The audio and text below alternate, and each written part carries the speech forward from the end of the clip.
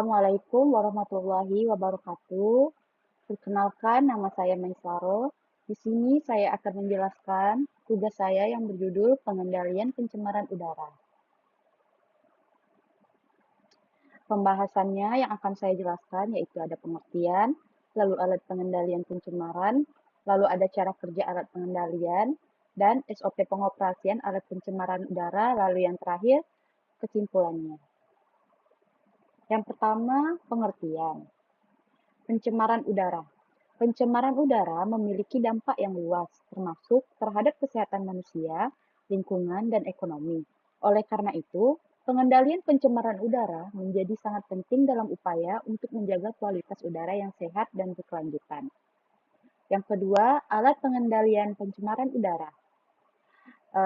Lokasinya Jalan TIK Slamet nomor 2, Siantan Hilir, Kecamatan Pontianak Utara, Kota Pontianak, Kalimantan Barat, 78243. Jenis alatnya ada dua, yaitu air scrubber, lalu cerobong asap. Air scrubber. Alat pengendalian pencemaran udara yang digunakan PT Sumber The Jatim adalah jenis scrubber, yaitu dry scrubber. Dry scrubber di pabrik karet digunakan untuk mengendalikan pencemaran udara dengan cara menghilangkan polutan gas dan partikel dari aliran gas yang dihasilkan dari proses pengolahan karet tanpa menggunakan cairan. Cerobong asap. Alat pengendalian pencemaran udara yang digunakan PT Sumber The Jatim adalah jenis cerobong asap yang ada di area blazer. Cerobong asap adalah struktur vertikal yang berfungsi sebagai saluran untuk mengalirkan asap, gas, dan partikel hasil pembakaran atau proses industri dari dalam peralatan atau ruangan menuju atmosfer. Fungsinya standar. Cerobong asap pada umumnya yang cerobong blast untuk mengeluarkan asap pembakaran cangkang di mesin blast. Sedangkan untuk cerobong air scrubber itu fungsinya pembuangan uap air dari hasil pemanasan di dalam mesin dryer. Yang ketiga, SOP pengoperasian alat pencemaran udara. Standar operasional prosedur yang pertama tujuan. Tujuannya yaitu SOP ini bertujuan untuk mengatur prosedur pengoperasian cerobong asap dan cerobong air scrubber secara efektif dan efisien, sehingga dapat meminimalkan emisi polutan ke udara dan menjaga kualitas udara di sekitar area industri. Lalu ada ruang lingkupnya. SOP ini berlaku untuk seluruh operator cerobong asap dan cerobong air scrubber di area industri, meliputi alatnya ada dua, yaitu satu cerobong asap, dua cerobong air scrubber. Area yang pertama cerobong asap ada di area blast, lalu yang kedua cerobong air scrubber ada di area dryer. Prosedur operasional yang pertama, persiapan operasional pemeriksaan kondisi alat cerobong asap. 1. Pastikan cerobong asap dalam kondisi baik dan siap dioperasikan. 2. Periksa kondisi fisik cerobong seperti keretakan, korosi, dan kebocoran. Yang ketiga, periksa dan bersihkan area sekitar cerobong dari material yang dapat mengganggu pengoperasian. Lalu cerobong air scrubber. Pastikan cerobong air scrubber dalam kondisi baik dan siap dioperasikan. Yang kedua, periksa kondisi fisik cerobong seperti keretakan, korosi, dan kebocoran.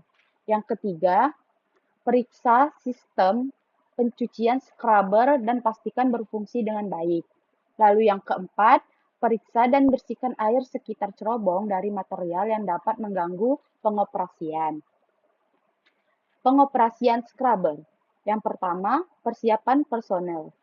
1. Pastikan operator berlatih dan memahami prosedur pengoperasian cerobong asap dan cerobong air scrubber. Yang kedua, gunakan alat pelindung diri APD yang sesuai, seperti masker, sarung tangan, dan sepatu safety. Yang ketiga, persiapan dokumen. Yang keempat, siapkan dokumen terkait seperti manual pemeliharaan 5 SOP-nya. Yang kedua, pengoperasian cerobong asap mulai operasional. Yang pertama, nyalakan sistem pembuangan asap dan pastikan cerobong dalam kondisi siap beroperasi. Yang kedua, pantau proses startup dan pastikan semua komponen berfungsi dengan baik. Yang ketiga, pengaturan parameter operasional. Pengawasan dan pemeliharaan. 1. Pantau kondisi cerobong secara berkala. 2. Lakukan pemeriksaan dan pemeliharaan rutin sesuai jadwal. 3. Catat semua tindakan pemeliharaan dan perbaikan yang dilakukan pada logbook. Yang keempat, laporkan segera jika terjadi kerusakan atau kegagalan pada cerobong. Yang ketiga, pengoperasian cerobong air scrubber. Mulai operasional. Nyalakan sistem pembuangan asap dan pastikan cerobong dalam kondisi siap beroperasi. Yang kedua, pantau proses startup dan pastikan semua komponen berfungsi dengan baik.